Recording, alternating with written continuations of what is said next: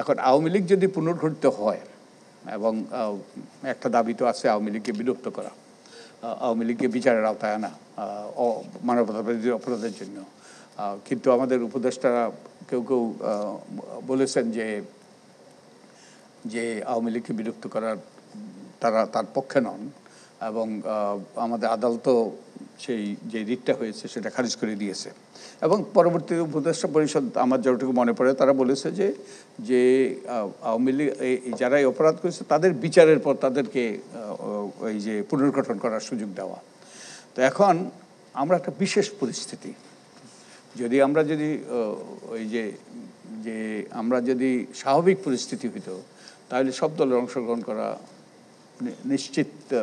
নিশ্চিত করাটা প্রয়োজন ছিল, আবশ্যক ছিল। কিন্তু যেহেতু এটা বিশেষ পরিস্থিতি এবং এই পরিস্থিতিতে যদি তাদের বিচার শেষ না হয় এবং তারা যদি পুনর্গঠিত না হয়, এবং যে আমি তো দেখি না কার নেতৃত্বে পুনর্গঠিত হবে। দুই একজন আছে, কিন্তু তারাও দু একজন যে আছে তারাও আগ্রহী বলে মনে হয় না। আর সবাই তো কলঙ্কিত, সবাই তো হয় পলাতক। তো আমি নিশ্চিত নই এটার উত্তরটা। তবে আওয়ামী লীগ যদি তার মধ্যে পুনর্গঠিত না হয় তাহলে তাদেরকে ছাড়া নির্বাচন করাটা অগ্রহণযোগ্য হবে না বলেই আমি মনে করি।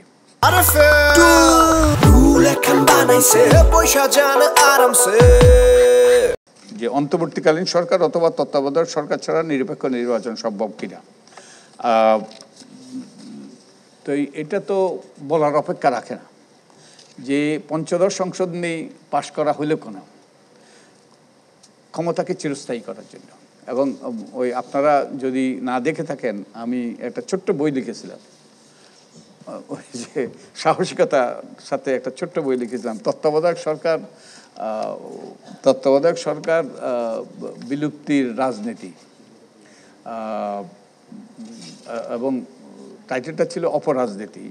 কিন্তু অপরাজনীতি যেই সময় প্রকাশ করা হয়েছে গত নির্বাচনের ঠিক আগ মুহূর্তে, তো এই অপতা বাদ দেওয়া হয়েছে। কিন্তু তবুও ওই যে প্রথমা এটা প্রকাশ করেছে, এই বইটা প্রকাশ করেছে, এবং মশিউর আমাকে সহায়তা করেছে সেই সংসদের ওই যে চূড়ান্ত যে ইয়েগুলো, ওই যে কার্যবিবরণীগুলো তাদের আমাকে সংগ্রহ করে দিয়েছে। তো ওটা করা হয়েছে কেন? ওটা করা হয়েছে যাতে যে নির্বাচনকালীন সরকার যারা ক্ষমতায় থাকে তাদের অধীনে নির্বাচন হবে, এবং তাদের নির্বাচন হলে কি হয় আমরা দেখেছি। আমাদের এই পর্যন্ত 12টা নির্বাচন হয়েছে, 8টা নির্বাচন হয়েছে দলীয় সরকারের অধীনে কিংবা আধা সামরিক সরকারের অধীনে। যারা ক্ষমতায় ছিল তারাই ছিল। আর 4টা নির্বাচন যে তত্ত্বাবধায়ক সরকারের অধীনে হয়েছে সেখানে যারা ক্ষমতায় ছিল তারা বিতাড়িত হয়েছে, এবং সুষ্ঠু নির্বাচন হয়েছে মোটামুটি। তো এটা বলার অপেক্ষা রাখে না, এটা বাতিলই করা হয়েছে যাতে ক্ষমতা চিরস্থায়ী করা যায়। তো আমার মনে হয় আমরা তো নির্বাচনে না আসলে কি নির্বাচনে অংশগ্রহণ হবে কিনা স্যার পড়ে শোনান স্যার একটু। আগামী নির্বাচনে আওয়ামী লীগ অংশগ্রহণ না করলে সেটাই অন্তর্ভুক্তিমূলক নির্বাচন বলা যাবে। এখন আওয়ামী লীগ যদি পুনর্গঠিত হয় এবং একটা দাবি তো আছে আওয়ামী লীগকে বিলুপ্ত করা, আওয়ামী লীগকে বিচারের আওতায় আনা মানবতাবিরোধী অপরাধের জন্য। কিন্তু আমাদের উপদেষ্টারা কেউ কেউ বলেছেন যে আওয়ামী লীগকে বিলুপ্ত করার তার পক্ষে নন, এবং আমাদের আদালতও সেই যে রিটটা হয়েছে সেটা খারিজ করে দিয়েছে। এবং পরবর্তী উপদেষ্টা পরিষদ আমার যতটুকু মনে পড়ে তারা বলেছে যে আওয়ামী লীগ যারা এই অপরাধ করেছে তাদের বিচারের পর তাদেরকে ওই যে পুনর্গঠন করার সুযোগ দেওয়া। তো এখন আমরা একটা বিশেষ পরিস্থিতি, আমরা যদি স্বাভাবিক পরিস্থিতি হইতো তাহলে সব দলের অংশগ্রহণ করা নিশ্চিত করাটা প্রয়োজন ছিল, আবশ্যক ছিল। কিন্তু যেহেতু এটা বিশেষ পরিস্থিতি এবং এই পরিস্থিতিতে যদি তাদের বিচার শেষ না হয় এবং তারা যদি পুনর্গঠিত না হয়, এবং যে আমি তো দেখি না কার নেতৃত্বে পুনর্গঠিত হবে।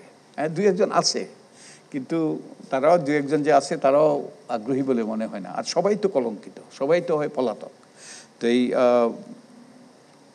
আমি নিশ্চিত নই এটার উত্তরটা। তবে আওয়ামী লীগ যদি তার মধ্যে পুনর্গঠিত না হয় তাহলে তাদেরকে ছাড়া নির্বাচন করাটা অগ্রহণযোগ্য হবে না বলেই আমি মনে করি।